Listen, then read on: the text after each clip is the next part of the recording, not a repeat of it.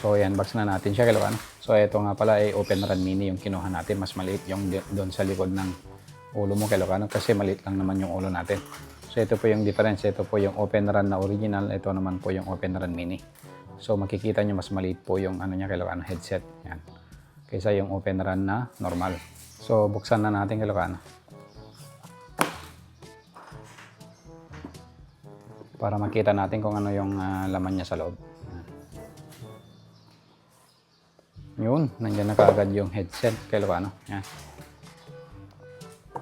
So magaan siya Ilocano. Ganito po yung itsura niya.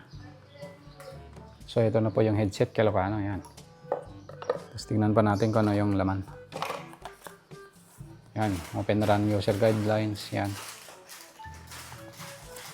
Tapos tingnan pa natin. At meron din siyang pouch kung saan malalagay yung headphone. At yung charger niya. Ilocano.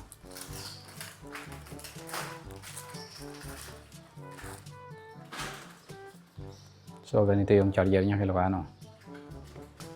Yun yung papatong mo lang doon. Yan o, may magnetic siya Ilocano. Yan o. So ito na mismo yung headset Ilocano. Yan.